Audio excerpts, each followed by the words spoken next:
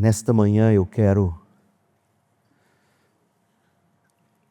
levar você do Monte Altíssimo para as regiões inferiores da terra e pensarmos sobre o sentido do Natal. João capítulo 1, de 1 a 14.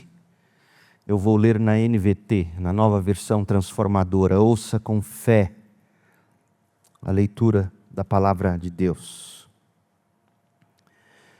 No princípio, aquele que é a palavra já existia. A palavra estava com Deus e a palavra era Deus. Ele existia no princípio com Deus. Por meio dele, Deus criou todas as coisas e sem ele, nada foi criado. Aquele que é a palavra possuía a vida e sua vida trouxe luz a todos. A luz brilha na escuridão e a escuridão nunca conseguiu apagá-la. Deus enviou um homem chamado João para falar a respeito da luz, a fim de que por meio de seu testemunho todos crescem.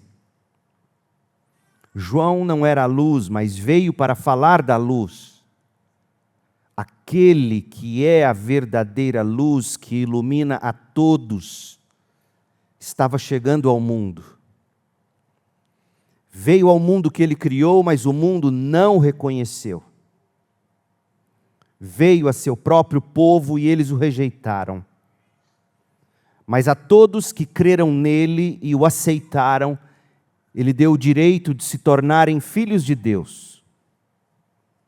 Estes não nasceram segundo a ordem natural, nem como resultado da paixão ou da vontade humana, mas nasceram de Deus.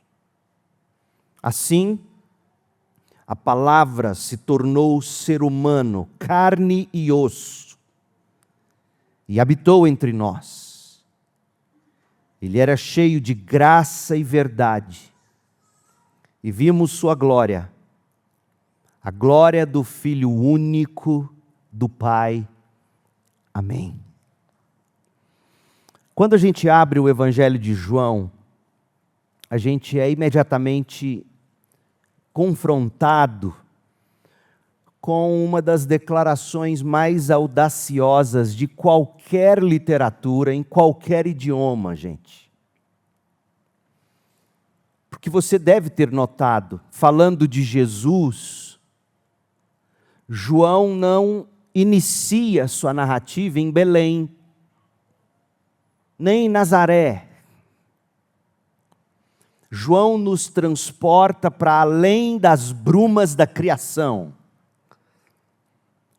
para um momento antes que houvesse tempo. E ele faz uma afirmação que define a realidade. Primeira frase deste evangelho é: no princípio, aquele que é a palavra já existia.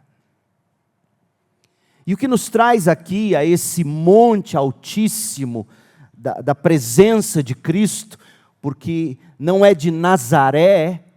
Nazaré é o verso 14, Belém é o verso 14, não é de Belém que João parte, não é das regiões inferiores da terra em Belém, mas do Monte Altíssimo, da santa presença de Deus. E o que nos traz aqui, a esse Monte Altíssimo da presença de Cristo, antes de tudo, antes que houvesse vida fora de Deus, o que nos traz aqui é o Natal.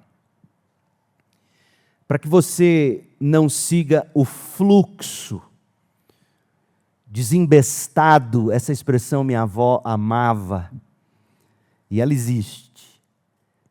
Para que você não siga o fluxo desembestado da multidão, que não para a fim de refletir sobre o sentido do Natal, e por não parar e não refletir, não consegue saborear a mensagem do anjo aos pastores na região de Belém, para que você não siga desembestado e não prove o que está em Lucas 2:10, que diz assim: eis que vos trago boa nova de grande alegria, que o será para todo o povo. É que hoje vos nasceu na cidade de Davi o Salvador, que é Cristo, o Senhor. Lucas 2, versos 10 e 11. Portanto, para que você não perca esse sabor do verdadeiro Natal, o Natal não tem gosto de panetone, o Natal tem gosto de Cristo. E para que você não perca o gosto de Cristo, nós estamos percorrendo esta série de mensagens sobre o Advento. Nós estamos pensando juntos, esta já é a terceira mensagem, desde o último domingo de novembro, estamos pensando juntos sobre o real significado do Natal. E o que está nos guiando são algumas palavras-chave. Essas palavras-chave nos ajudam a trilhar esse caminho. Domingo retrasado, último de novembro, a palavra-chave foi consciência, o prólogo do Natal. No primeiro domingo, no domingo passado, 1º de dezembro, a palavra que nos guiou foi encarnação. Ou melhor, expectativa, a vinda de Cristo, o sentido do Natal. Consciência, última semana de novembro, o prólogo do Natal. Expectativa, a surpresa do Natal. Eu me perdi aqui nas minhas notas. E hoje, neste domingo, é encarnação, o sentido do Natal. E nos próximos será adoração, que é o efeito que o Natal causa em nós, adoração. Celebração, que é a alegria do Natal. E transformação, que são os efeitos do Natal em nós. Portanto, consciência, que é o prólogo do Natal, nós já vimos. Expectativa, a surpresa do Natal. Encarnação, o sentido do Natal. Adoração, o efeito do Natal. E transformação, a alegria e os efeitos do Natal. Mas nesta manhã a gente chega verdadeiramente ao coração da mensagem do Natal, a encarnação de Cristo. E o que eu quero fazer é desembrulhar com vocês, basicamente, o verso 14 de João, capítulo 1.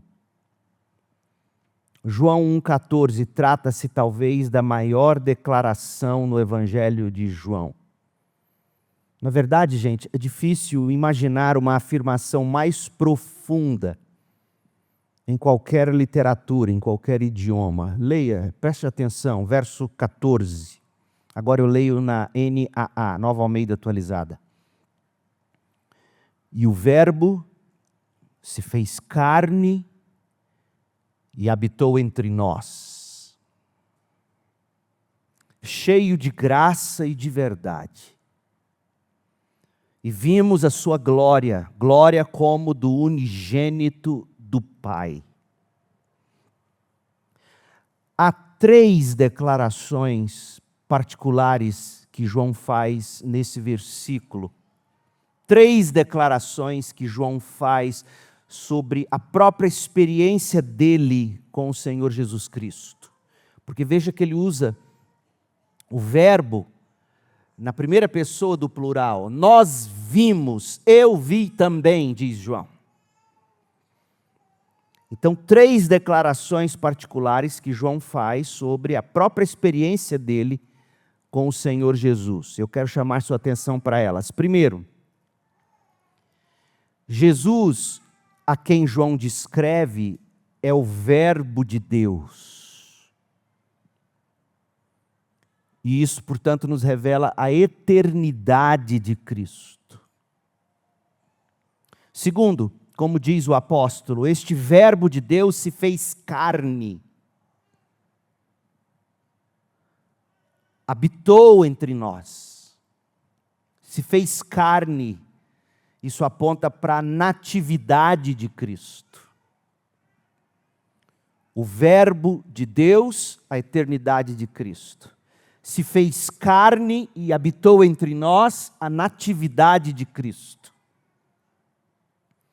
E neste verbo feito carne, notem, João percebe que pela primeira vez na vida dele, ele havia verdadeiramente contemplado, não algo glorioso, mas a própria glória. Porque ele diz, e vimos a sua glória. Isso nos revela a majestade de Cristo. Então, neste brevíssimo versículo, João, que era um mestre para escrever, não é possível um homem escrever esse evangelho. Mas foi inspirado por Deus. Claro que foi, mas isso não anulou as habilidades humanas desse homem. Então, neste único verso, ele coloca um universo de verdades, a eternidade de Cristo, a natividade de Cristo, a majestade de Cristo. Portanto, será o nosso itinerário a partir de agora observar isto. Para a gente compreender o real sentido do Natal, a gente precisa caminhar por essas três realidades. Quais são elas? Em três palavras: eternidade, natividade e majestade. Isso é o Natal. O verbo de Deus se fez carne. Verbo de Deus, eternidade, se fez carne e habitou entre nós, natividade, e vimos a sua glória, a majestade de Cristo. Então veja comigo, a eternidade de Cristo, o verbo de Deus. A primeira dessas realidades nos conduz diretamente ao relacionamento entre o Senhor Jesus e Deus na eternidade. Porque todos os outros evangelhos, com exceção de Marcos, que não trata da natividade, Mateus e Lucas apresentam Jesus em conexão com José e Maria. Mas João nos apresenta Jesus em conexão com o próprio Deus eterno. João nos mostra a eternidade de Cristo. Não há, meu povo, como avançar para a mensagem do Natal sem antes passar por estas palavras de João. Versos 1, 2, diz assim: no princípio era o verbo estava com Deus, o verbo era Deus, ele estava no princípio com Deus, todas as coisas foram feitas por ele, e sem ele nada do que foi feito se fez. E aí no verso 14 João diz, esse verbo é o verbo que se fez carne. Mas o que tudo isso significa? O que João está tentando dizer para nós nos versos 1, 2, 3 e 4, e no início do 14, quando João descreve Jesus como o verbo de Deus, João está ecoando o capítulo de abertura da Bíblia. No verso 1 de João 1. João usa propositalmente a mesmíssima linguagem que inaugura a Bíblia. Você se lembra? Qual é a primeira expressão de Gênesis 1:1? No princípio, Deus. E nesse mesmo princípio, João acrescenta, João 1:1. No princípio, Deus. E o verbo era Deus. E o verbo estava com Deus. Gente, para qualquer um com conhecimento razoável da Bíblia, essa frase joanina funciona como um transporte imediato através dos séculos e séculos para além das brumas da criação, apontando a gente para um momento, se é que a gente pode usar essa expressão. João nos aponta para um momento antes da criação, antes do tempo. E João faz uma afirmação estarrecedora. Jesus estava lá no princípio com Deus. E de fato, como o apóstolo deixa claro, o próprio Cristo era aquele verbo que falou e trouxe o cosmos à existência. E sem ele, sem Cristo, nada do que foi feito se fez. Esse é o bebê em Belém. Mas por que João chama Jesus Cristo, o Filho eterno de Deus, de Verbo? No princípio era o Verbo. Por que João não simplesmente disse no princípio era Jesus, o Cristo? Por que essa escolha? Por que Verbo? John Piper coloca assim, João chama Jesus de o Verbo, porque Jesus passou, ou melhor, João passou a ver. João chama Jesus de Verbo, porque João passou a ver as palavras de Jesus e a própria pessoa de Jesus como a verdade de Deus de forma indissolúvel. Uma só coisa. João olhava para Jesus e via uma só coisa, vida e voz. João percebeu que o próprio Cristo, na vida dele, na obra dele, no ensino dele, na morte dele, na ressurreição dele, Jesus, tudo que ele falou e tudo que ele fez, indissoluvelmente, é a mensagem final e decisiva de Deus. Por isso ele é o Verbo. Para colocar de outra forma, de forma mais simples, o que Deus tinha a nos dizer. Ouça, gente, por isso que Deus... Se alguém tinha um dia te perguntar, por que João chama Jesus de Verbo?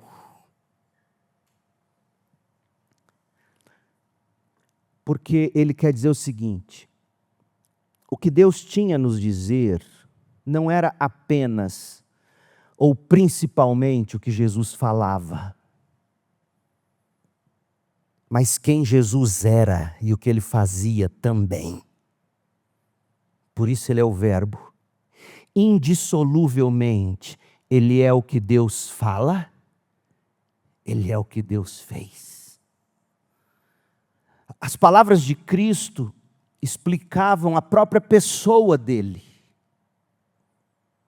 Mas o seu eu, a sua vida sem pecado e a sua obra, o sacrifício substitutivo, eram a principal verdade que Deus estava revelando. Deus estava revelando um cordeiro sem mácula, que morreria no lugar dos pecadores, do seu povo, e tudo que ele falava apontava para isso. Jesus disse, eu sou a verdade, João 14,6. Jesus veio para dar testemunho da verdade, e ele mesmo era a verdade.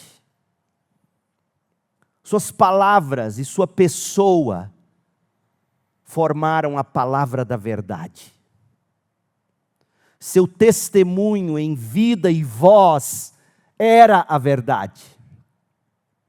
Notem a conexão que Cristo faz em João 8,31. 8,31. Se vocês permanecerem na minha palavra, são verdadeiramente meus discípulos. E mais adiante, João 15,7, João acrescenta, se permanecerem em mim e as minhas palavras permanecerem em vocês. Ou seja, quando permanecemos em Cristo, estamos permanecendo na palavra. Quando a palavra permanece em nós, nós permanecemos em Cristo. Ele disse que as suas obras eram um testemunho a seu respeito. João 5,36, João 10,25. Jesus disse, as minhas obras são um testemunho de que eu sou Deus e do que eu vim fazer. Portanto, gente, na vida dele, na obra dele, em vida e voz, Cristo era e é o Verbo eterno de Deus. E aí, quando João inicia o seu evangelho, João tem em vista toda a revelação, toda a verdade, todo o testemunho, toda a glória, toda a luz, todas as palavras que saem de Jesus em seu viver, ensinar, morrer, ressuscitar. João resume toda essa revelação divina com este nome: Cristo é o Verbo. O que ele falou e o que ele fez é a revelação definitiva de Deus. Por isso que Hebreus, capítulo 1, diz o seguinte: antigamente Deus falou muitas vezes e de muitas maneiras aos pais por meio dos profetas, mas nestes últimos dias Ele nos falou pelo Verbo, pelo Filho, a quem constituiu o herdeiro de todas as coisas e pelo qual também fez o universo. O Filho eterno de Deus, encarnado, é a palavra final e decisiva de Deus para o mundo, gente. É Deus em ação. E o que Deus quis revelar em Jesus não foi apenas o que Ele falou, mas o que Ele fez. É Deus em ação para salvar o seu povo dos seus pecados. O uso do termo logos, traduzido como verbo, também estabelecia pontos de contato imediato com a cultura na qual João estava inserido. Eu sigo o que D.A. Carson diz: o que motivou João, em primeiro lugar, não foi dialogar com os gregos, que sempre usaram a palavra logos. Muita gente divaga nisso. E Carson demonstra que quando João usa verbo, ele está usando a palavra, e a palavra tem um significado extremamente grande na literatura hebraica, no Antigo Testamento. Deus pela palavra faz acontecer, Deus pela palavra se revela a Samuel, Deus pela palavra poderosa de Deus, a palavra. João não está pensando em gregos num primeiro momento, João está pensando naquilo que ele lia do Antigo Testamento, falando da palavra de Deus, desde o início, que pela palavra Deus disse haja luz e houve luz, e Deus se revela. Mas quando João usa essa palavra também dialoga com a cultura que remonta a Heráclito, cinco séculos antes de Cristo, até Filo, no primeiro século depois de Cristo. E o conceito de logos já era conhecido como o princípio ordenador do universo.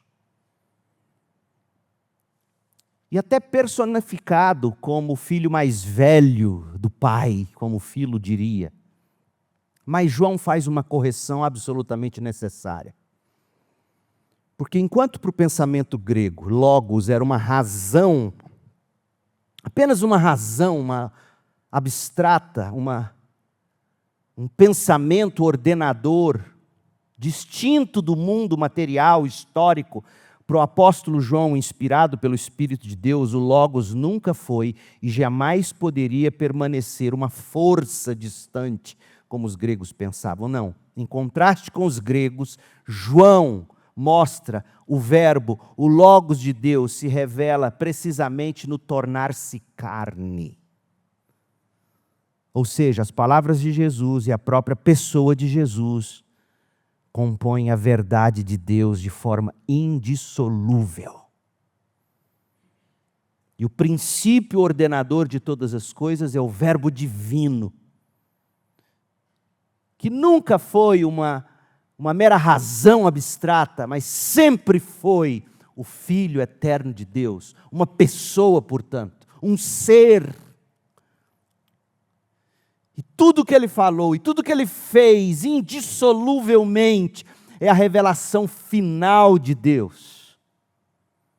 Tão importante quanto o que ele falou foi a vida que ele viveu, uma vida sem pecado. A morte que ele padeceu como propiciação pelos pecados do seu povo. E a ressurreição que ele experimentou para a justificação do pecador que nele crê. Pois bem, João chama Jesus de o Verbo, João 1, de 1 a 2. O Verbo, e faz 3 afirmações fundamentais sobre o ser de Cristo, do Verbo. Presta atenção nos versos 1 e 2 de João 1. Jesus Cristo compartilha da eternidade de Deus. No princípio era o Verbo, verso 1. No verso 2, ele estava no princípio. João mostra, Cristo é eterno como Deus. Ele não é apenas uma razão abstrata, um pensamento. Ele é uma pessoa eterna. Segundo, Jesus Cristo estava eternamente com Deus. E o Verbo estava com Deus, verbo 1. Ele estava no, verso 1, ele estava no princípio com Deus, verso 2. Havia relacionamento desde antes da fundação do mundo. Comunhão. E terceiro, Jesus Cristo é um com Deus. E o Verbo era Deus, verso 1. Mas talvez o mais impressionante, gente, seja a descrição relacional aqui. Verso 1, parte B, o Verbo estava com Deus. Ele estava, verso 2, no princípio com Deus. É impressionante porque a preposição aqui, no original grego, indica que o Verbo estava literalmente voltado para Deus.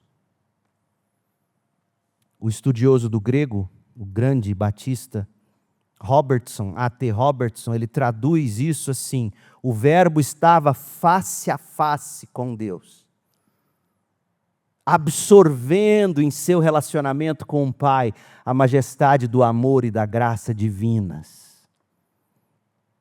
E o fascinante é que João, o autor deste evangelho, sabia o que era isso por experiência própria, estar face a face com Cristo.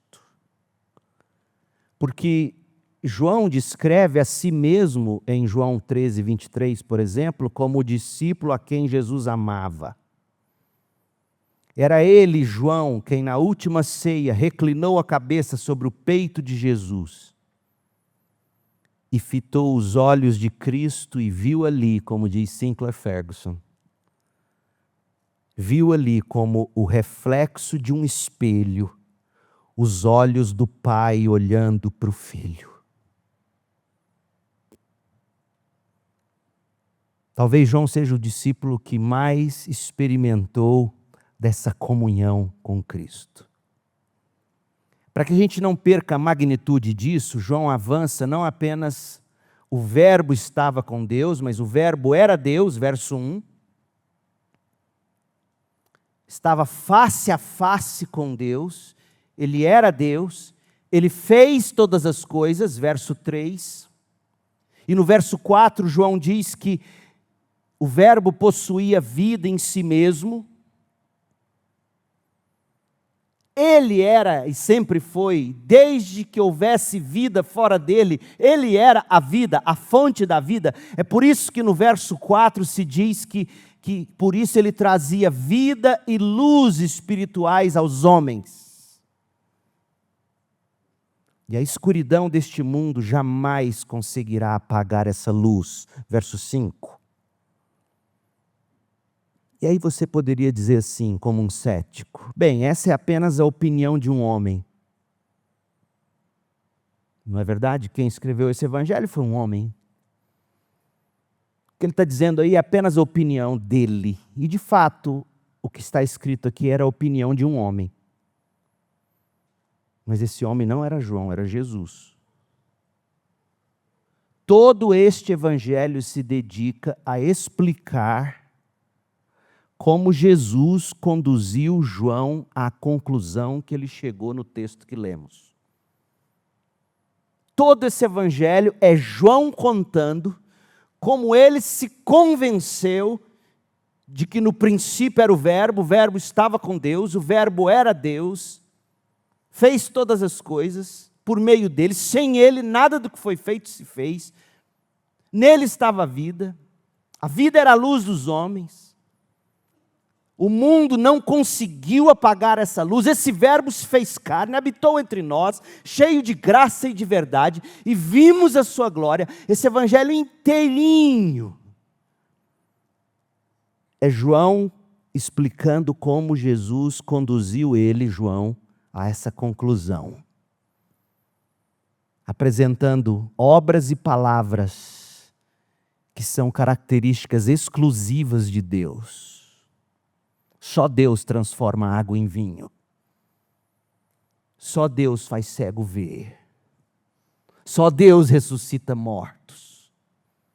Só Deus faz paralíticos andar. Só Deus acalma a tempestade. Só Deus.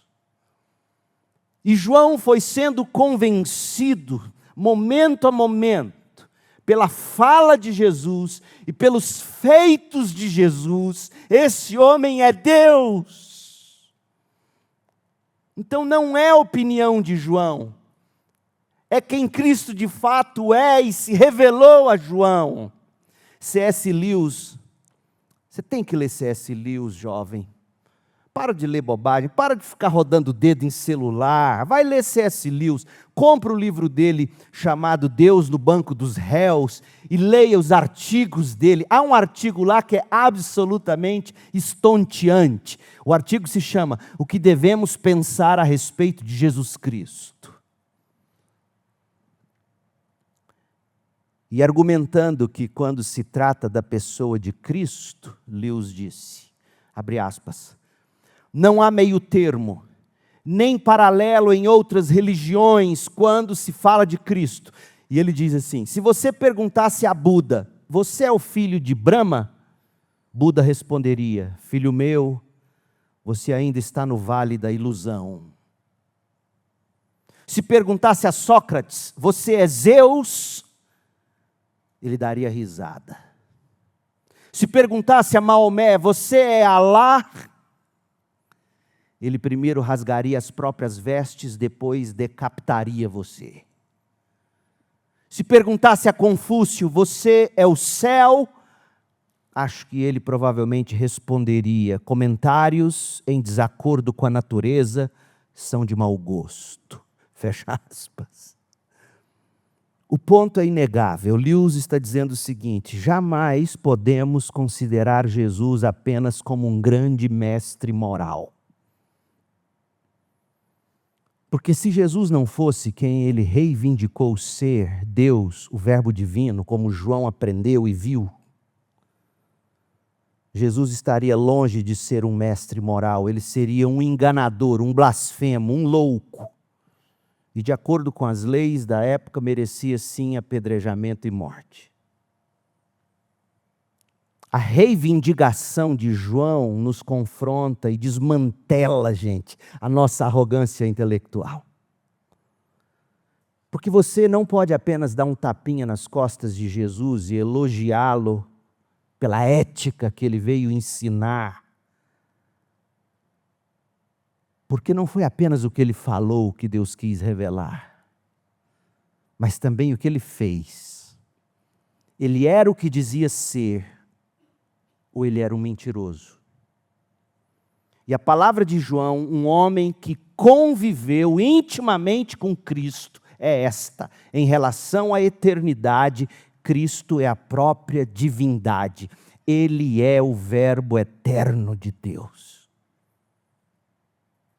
O bebê de Belém é aquele de quem João diz, no princípio era o Verbo.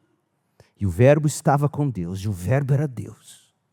E o Verbo criou todas as coisas. Sem o Verbo, nada do que foi feito se fez. No Verbo estava a vida. Essa vida era a luz dos homens. A escuridão jamais conseguirá apagá-lo. Ele nasceu em Belém. E isso nos traz ao segundo ponto de João 1,14. Nós vimos a eternidade do bebê de Belém. Vamos ver agora a natividade de Cristo. O Verbo de Deus se fez carne.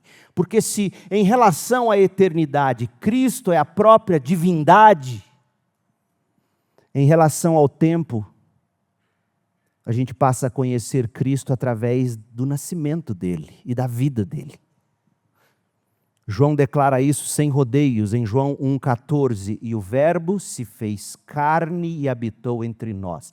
É crucial notar o seguinte em João 1,14. Preste atenção, porque aqui está o coração da cristologia, da doutrina da pessoa de Cristo. Veja, João não afirma que o Verbo foi transformado num homem.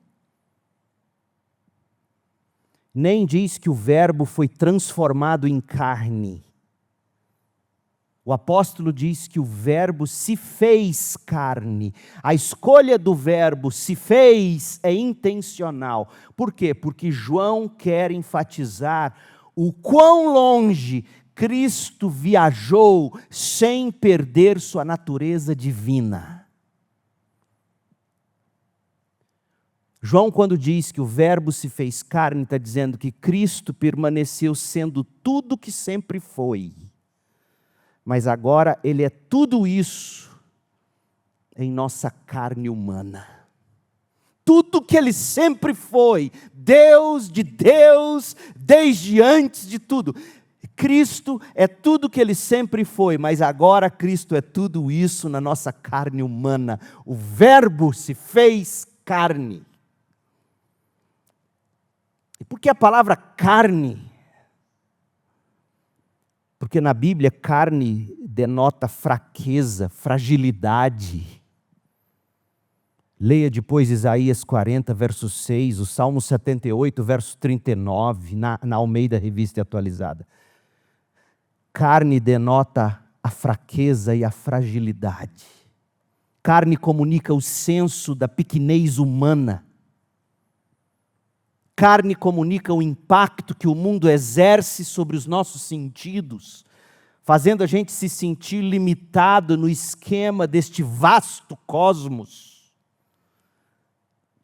E o que desconcerta João não é a teologia abstrata, é a memória visual da fragilidade. Lembra? João talvez seja o mais perspicaz desses apóstolos, quando escreve os evangelhos. João diz, esse Verbo eterno, sem perder uma fraçãozinha de milímetro, continuou sendo Deus e se fez carne. Esse Verbo assumiu a nossa fragilidade humana, sem contudo jamais pecar. E é impressionante, isso impressiona João, desconcerta João, ele que anunciou o Verbo eterno. João viu esse mesmo Verbo coberto de poeira na estrada de Samaria, vencido pelo cansaço físico, pedindo água, como qualquer viajante, exausto no poço, e diz a samaritana, dá-me de beber. Depois que a ficha caiu para João, ele falou, como pode ser? A água da vida pedindo água para beber. Mas foi em Betânia que o choque se tornou visceral para João.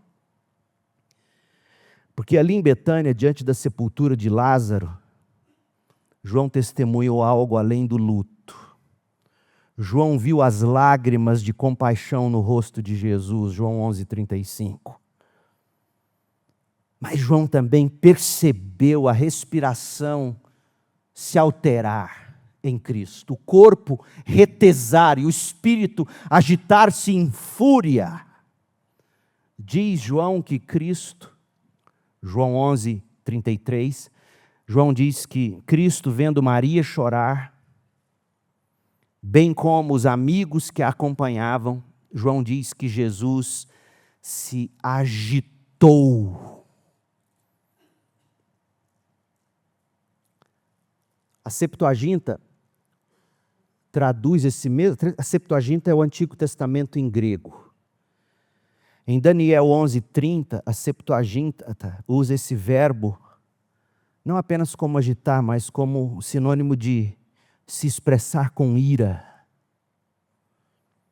Robertson, comentando essa palavra grega, diz que é o bufar de um cavalo, quando está com raiva, sabe quando a rédea fere ele na boca e ele bufa?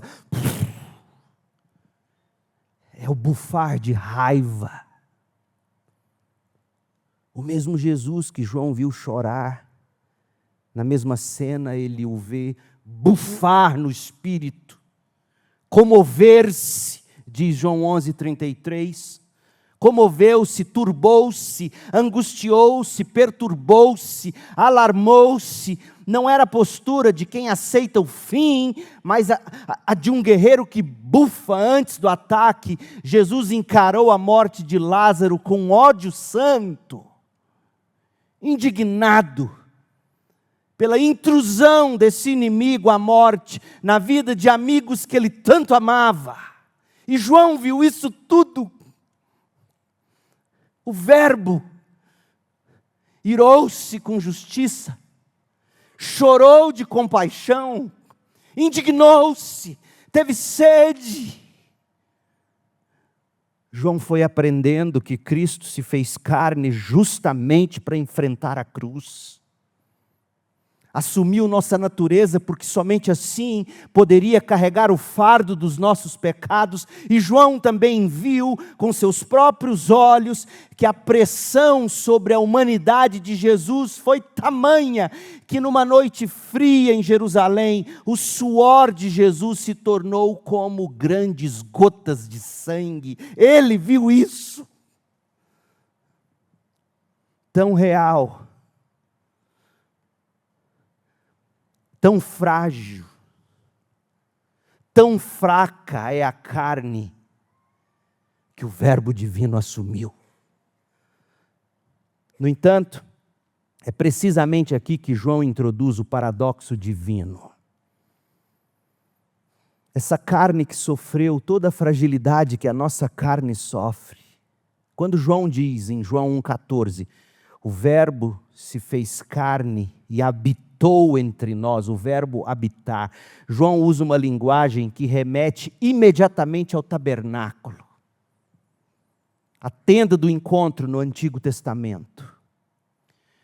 Porque quando diz João 1,14 que Jesus se fez carne e habitou entre nós, o verbo habitar literalmente poderia ser traduzido como armou sua tenda. Cristo armou sua tenda nessa carne frágil. E é nessa carne frágil que a gente contempla a glória. Talvez João esteja pensando no contraste com Moisés. Quando Moisés saía da tenda do encontro após falar com Deus, a Bíblia diz em Êxodo 34:30, que o povo temia contemplar a glória que brilhava no rosto de Moisés. Da mesma forma, Êxodo 20, verso 19, diz que o povo temia ouvir a voz de Deus do Monte Sinai, por isso pedia que Moisés falasse a eles em nome de Deus. Olha, o ver a glória, o ouvir a voz gloriosa fazia aquele povo temer. Eles temiam ver e ouvir. Mas o que João diz sobre Cristo é o inverso. Moisés apenas refletia uma glória, uma luz externa. Ele apenas repassava a voz do que Deus dizia. Só que Cristo não é apenas a própria voz de Deus, Ele é também... Porque lembra, a voz de Moisés era a repetição do que Deus dizia. A voz de Cristo é Deus dizendo. Mas Cristo não é apenas a voz de Deus dizendo. João 1,9 diz que Cristo é a verdadeira luz que vindo ao mundo ilumina toda a humanidade. Cristo não é um reflexo no rosto de um profeta. É a própria glória presente conosco, habitando sob a tenda da carne, de modo que nós, de fato, possamos contemplar a glória do unigênito do Pai. Cristo é o Verbo de Deus que se fez carne. E o último ponto de João 1,14, a majestade de Cristo. E vimos a sua glória. A terceira realidade de João 1,14, nós vimos o relacionamento de Cristo com Deus na eternidade, o Verbo, o relacionamento dele com o tempo na natividade, se fez carne e habitou entre nós. E agora a gente vê o relacionamento com a experiência humana. Qual foi a experiência de João? Presta atenção, talvez você nunca tenha visto isso em João 1,14. Qual foi a experiência de João quando olhou para Jesus, o Verbo eterno em carne? Ele diz: eu vi majestade. João afirma que contemplou glória e majestade. Olha o verso 14. E o Verbo se fez carne e habitou entre nós, cheio de graça e de verdade, e vimos a sua glória, glória como do unigênito do Pai. É algo incrível de se dizer sobre uma pessoa, não é mesmo? A gente não costuma dizer fulano é glorioso. A gente fala que um lugar é glorioso. Olha, eu fui num lugar glorioso. A gente fala de situações que foram gloriosas. Olha, aquela vitória foi gloriosa. Mas raramente a gente diz, o José é glorioso. Raramente. Só que João diz, Cristo, Jesus, o Jesus que eu vi, é glorioso. João diz que o carpinteiro de Nazaré é cheio de glória, de graça e de verdade. Mas onde está a glória? Um homem que o profeta Isaías diz que era um homem comum, até feio, não havia formosura. Principalmente depois da coroa de espinhos, de cravos, de pregos, de chicotadas, de sangue, de feridas, de rosto e costas deformados. Onde tem glória nisso? A glória reside precisamente na distância. Por isso eu dei esse título, do Monte Altíssimo para as regiões inferiores da terra. É nisso que reside a glória. A glória está na tensão vertiginosa entre as duas realidades que a gente viu até agora. A glória do céu desceu à terra, ou seja, a majestade, os serafins, os anjos, os arcanjos, a luz inacessível de Deus, toda a glória do céu descendo para a fraqueza de um ventre, para a poeira de uma manjedoura, para a necessidade desesperada do nosso mundo quebrado, e por isso um corpo como carne rasgada, pregado num madeiro, da glória à cruz. A glória está em que Cristo desceu do Monte Altíssimo para as regiões inferiores da terra. Foi isso que João viu de glorioso. Você nunca entendeu. Por que João usa tanto essa palavra glória? Porque ele quer que você entenda que esse que desde o início, agora ele sabe, é o Verbo eterno de Deus, que estava com Deus, e era Deus, e fez tudo. Essa luz invencível, esse Verbo nasceu entre nós, se fez carne. E a gente viu glória no fato de que ele é tão grandioso a ponto de submeter. A glória está em que Cristo desceu do Monte Altíssimo para as regiões inferiores da terra. Pense comigo. João não sabia tudo o que sabemos hoje sobre o universo, gente.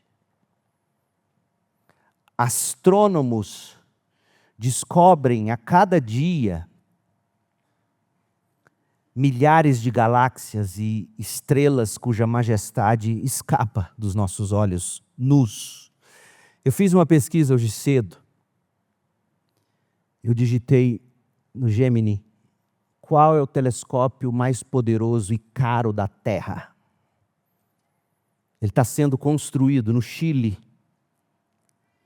no deserto do Atacama, no norte do Chile, a mais de 3.000 metros de altitude, em Cerro Armazones, Chile. Custo estimado de 7,8 bilhões de reais. Você tem noção? E disse que a potência vai permitir observar exoplanetas. O que é isso? Aí eu falei, me explica, não? O que é exoplaneta? Exoplanetas são planetas que orbitam estrelas fora do nosso sistema solar. Segundo dizem alguns, potencialmente semelhantes à Terra. Esse instrumento vai permitir estudar galáxias primitivas. Eu falei, o que é isso? São galáxias formadas nos primeiros estágios do universo, próximos ao início da história do tudo, quando tudo começou. É de cair o queixo. Mas você se lembra de como a criação das estrelas está descrito em Gênesis 1? Abra lá, deixa eu te mostrar um detalhe. Essas estrelas, que para a gente enxergar alguma coisinha delas, você precisa de um orçamento de 7,8 bilhões de reais, se é que real vale algo.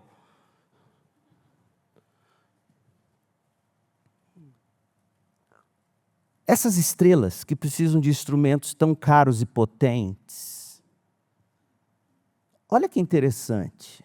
Moisés, na brevidade do texto hebraico, ele descreve no verso 16 a criação do sol e da lua. E acrescenta quase como um detalhe casual. E diz assim, e fez também as estrelas. E fez também as estrelas. A propósito, fez também as estrelas. Você se dá conta do que ele está dizendo aqui? Soa quase como uma ironia. Ele fez o sol, ele fez a lua. E fez também as estrelas. Ora, cientistas nos dizem que a estrela Earendel, outra coisa que eu aprendi no Gemini essa manhã, Earendel. Essa estrela não é nada do Tolkien, mas chama-se Earendel. Essa estrela está a cerca de 28 bilhões de anos-luz da Terra. E Moisés diz, e Deus fez essa estrela também. Para você dimensionar essa distância, imagina o seguinte. Eu falei, gente, eu não dou conta de entender o que é 28 bilhões de anos-luz. Você dá conta? Aí eu falei, traduz isso para mim. Ele falou, então vamos fazer o seguinte, vou te ajudar, o Gemini falando com o ignorante. Imagine que cada ano-luz fosse reduzido a apenas 1 centímetro. Ainda assim, o percurso entre Terra e Earendel corresponderia a 280 milhões de quilômetros. E Gênesis 1,16 diz, e Deus fez as estrelas. Você consegue ver essa distância? Eu falei, me dê mais detalhes sobre essa distância. Isso equivale a quase o dobro da distância média entre a Terra e o Sol. Eu falei, mas eu não sei medir Sol e Terra, nunca viajei para o Sol. Eu falei, me dê isso em distância, Goiânia, São Paulo. Aí ele falou, olha, é mais ou menos 150 mil ida e volta. Eu falei, ufa, entendi. Porque eu já fui daqui para São Paulo num Fusca. Quando eu era pequeno, meu tio tinha um Fusca branco. A gente chegava a São Paulo com cheiro de gasolina. Então eu sempre dizia, está chegando, está chegando. E o Fusca, brrr, e ele ouvindo Luiz Gonzaga na fita cassete. Asa Branca, no Luiz Gonzaga, daqui para São Paulo. E 150 mil viagens, ida e volta. E Deus fez essa estrelinha. Pois bem, é este o Cristo de quem João está falando. Este é quem Cristo é, aquele para quem pendurar as estrelas no espaço é um ato incidental. E fez também as estrelas. Ele possui todo o poder, todo o conhecimento. Você acha que consegue se esconder ou se livrar desse Cristo nesta manhã? Você acha mesmo? E, no entanto, este grande ser, diz João, veio em carne e sangue. Ele viu a glória nisso tudo. A gente não consegue ver glória nisso. Deixa eu te dar um exemplo. Talvez você entenda o que João quer dizer quando ele diz: eu entendi que o verbo eterno se fez carne. Esse que fez as estrelas e fez também as estrelinhas. E sabe o que é glorioso? É que ele se fez carne. Eu vi glória, eu vi Deus. Mas eu não entendo essa linguagem, pastor. Me ajuda a entender. Então imagina o seguinte: sabe aquela mulher linda? Pensa numa mulher linda, indescritivelmente bela. Você vai stalkear o Instagram dela, não tem filtros, não tem make-ups. Ela é linda sem nada. Ou um homem belo, pense nessa pessoa bela. E de repente você a vê num lugar paupérrimo, sujo, em algum recanto deste planeta. Eu não vou citar nome de países, porque eu poderia ser acusado de um monte de coisa, vocês entendem, mas imagine essa pessoa belíssima, nobilíssima, se sujando em lugares onde pestes, doenças, pobreza, esgoto, a céu aberto, o fedor, essa pessoa lá, você chega e vê essa pessoa suja de ajudar. Ela perde a glória? Não. Essa glória aumenta. Você olha para essa pessoa e mais do que aumenta, aquele lugar se torna glorioso porque ela está lá. Aquele lugar se torna digno de compaixão, da mesma que essa pessoa está exercendo. A gente não considera menos gloriosa a pessoa bela e nobre que vai para um lugar desse. Pelo contrário, esse ato torna essa pessoa ainda mais bela e nobre, não é verdade? Porque ela não precisaria fazer isso. E Jesus, no entanto, fez isso. E foi isso que João viu. Em toda a sua necessidade, fraqueza e pecado, João se sentiu elevado pela graça que ele viu. Esse verbo que se fez carne me tocou. Eu vi com os meus próprios olhos, eu ouvi com os meus próprios ouvidos, minhas mãos apalparam, eu deitei nos ombros dele, eu olhei ele nos olhos. João se sentiu elevado, ele viu glória nisso. Você está conseguindo entender o que é Jesus, gente? Embora João fosse espiritualmente falido, o Senhor Jesus o abraçou e disse: João, eu recebo você. É por isso que João vai dizer: e todos quantos o receberam, ele deu a eles o direito de se tornarem filhos de Deus. Tem um detalhe literário fascinante aqui, em João 1. Nós temos dois Joões em João 1, você já percebeu isso? Nós temos o João evangelista, que é quem escreve o evangelho, e nós temos o João Batista. E ambos apontam para a mesma realidade. Olha só, o apóstolo João diz em João 1,14, vimos a sua glória. Certo?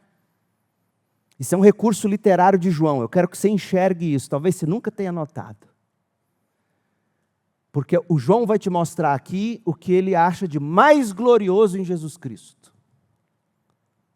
Vimos a sua glória, cheio de graça e de verdade. Glória como do unigênito do Pai. E aí ele vai dizer o que João Batista viu, e ele vai dizer: foi essa glória que eu vivi para ver.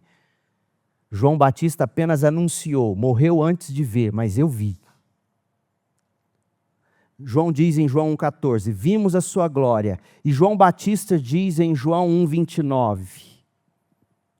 Jesus caminhando na direção dele, João Batista aponta para Jesus e diz, eis o Cordeiro de Deus que tira o pecado do mundo.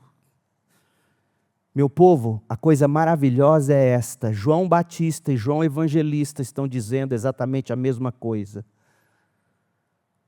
A glória de Jesus não é vista apenas na transfiguração, ou quando ele transforma a água em vinho, ou quando ele faz cego enxergar, paralítico andar, morto ressuscitar, tempestade se acalmar. Não é, a glória de Jesus não é vista apenas quando ele faz essas coisas todas. Ela é vista suprema e definitivamente no Calvário.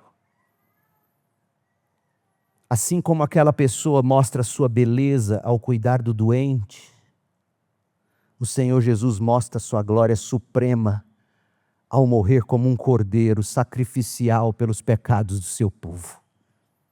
Você quer ver a glória de Jesus? Olhe para o cordeiro no Calvário. Se o sentido do Natal é que o Deus que habita no Monte Altíssimo desceu às regiões inferiores da terra, se o sentido do Natal é que o Verbo eterno se fez carne para armar tenda em nossa fragilidade e revelar sua glória na salvação de pecadores, se esse é o sentido do Natal, então o convite do Natal sabe qual é? É para você deixar de ser órfão. O convite do Natal é para você deixar de ser filho sem pai e sem mãe. De onde eu tiro isso? O que aconteceu conosco, João está dizendo, o que aconteceu conosco é que nós vimos sua glória. E aí volta no verso 12. E todos quantos o receberam, deu-lhes o direito de se tornarem filhos de Deus, a saber, os que creram no seu nome. Sabe com o que João está lidando aqui? João está lidando com o nosso problema mais fundamental. Independentemente de quem sejam seus pais terrenos, da casa onde você mora, por natureza, você é um órfão espiritual. Por natureza, você vaga neste mundo, perambula pelas ruas dessa cidade, procurando um lugar que possa chamar de lar. Por natureza, a gente busca um lar, mesmo morando numa mansão. Por natureza, a gente se sente sem pai e mãe. Se você, jovem, ainda não entende o que eu estou dizendo, dê tempo ao tempo, você vai crescer. E você vai chegar num ponto na sua vida que você vai olhar quem é por mim neste mundo. Quando faltarem seus pais, seus recursos, sua saúde, sua força, você vai se sentir como quem não tem ninguém por você. Quem é por mim? Quem cuida de mim? Quem me acolhe? Quem me protege? Quem provê para mim? E ainda mais sério, quem me prepara para encontrar o juiz de toda a terra? Quem? E João está dizendo em João 1,12, o lugar que você busca é Cristo. É em união com Cristo pela fé que você pode começar a chamar Deus, talvez pela primeira vez, de Pai. E todos quantos o receberam, deu-lhes o direito de se tornarem filhos de Deus. Você já chamou Deus de Pai? Meu Pai. Eu não estou perguntando se você já rezou o Pai Nosso. Mas você já disse como quem sente e sabe, Deus é meu Pai. Pela fé. não por ostentação do orgulho ou da vaidade, não porque você tenta fazer boas coisas e assim acha que tem o direito de chamar Jesus ou Deus de Pai. Jesus está dizendo que você só tem direito de chamá-lo de Pai se você o recebê-lo como o Cordeiro de Deus que tira o pecado do mundo. Receber o Filho que se fez carne te dá o direito de chamar Deus de Pai. Que tal hoje? Que tal nesta manhã? Porque veja, gente, se o sentido do Natal é que o Verbo divino se fez carne e habitou entre nós e vimos sua glória no Calvário, o convite do Natal é: receba Jesus e chame Deus de Pai. Pare de andar pela vida sentindo que não tem lugar, que não tem lar, que não tem pai, que não tem quem cuide de você. Como é bom no meio das lutas desta vida se olhar para o lado e falar: poxa, será que foi justo eu ter nascido na família que eu nasci? Eu já conversei com gente com esse tipo de questão. Eu já percebi gente sentindo isso sem dizer. É possível ver no olhar, nas palavras, nos anseios. É como se a pessoa estivesse admitindo diante dos seus olhos: acho que não foi justo ter nascido onde eu nasci. Acho que não foi justo ter o pai que eu tive, a mãe que eu tive, os recursos que eu não tive. Você se sente assim? Que tal nesta manhã você parar de olhar para isso e olhar para o Cordeiro de Deus que tira o pecado do mundo e dizer: Deus é meu Pai. Ele me protege, Ele provê para mim, Ele cuida de mim, porque Jesus Cristo morreu para me justificar diante de Deus e fazer de Deus o justo juiz, o meu Pai, que preparou para mim morada. Quando Cristo teve sua carne rasgada na cruz, seu sangue derramado, quando depois de ressuscitar, comprou para mim a justificação diante de Deus. Olha, eu tenho um lar, eu tenho um pai, eu tenho Deus como Pai. Esse é o convite do Natal. Que tal você baixar sua cabeça agora e orar nestes termos? Feche seus olhos.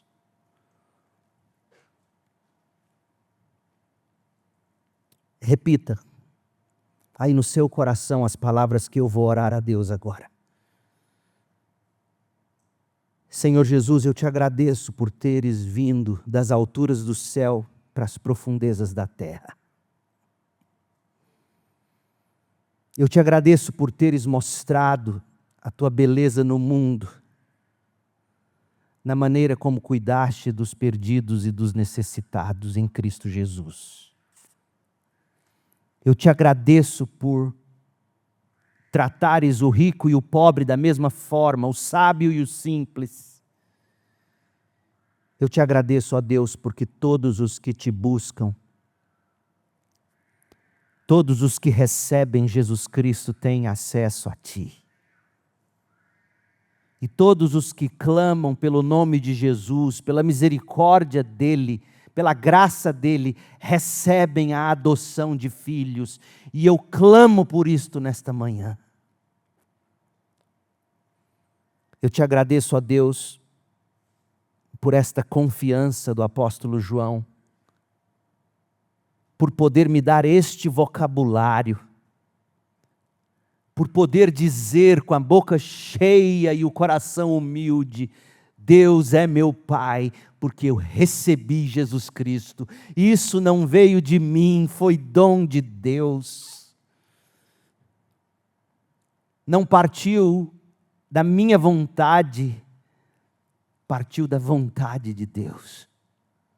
Não foi obra da carne, foi obra de Deus. E eu oro, Senhor, nesta manhã. Ó Santo Cristo de Belém,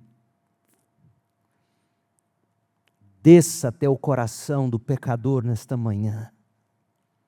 Faça morada, ó Pai e Filho, pelo Espírito, no coração do pecador que te confessa neste instante.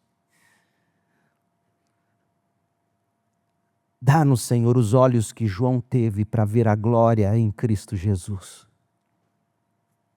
É no nome dele que oramos.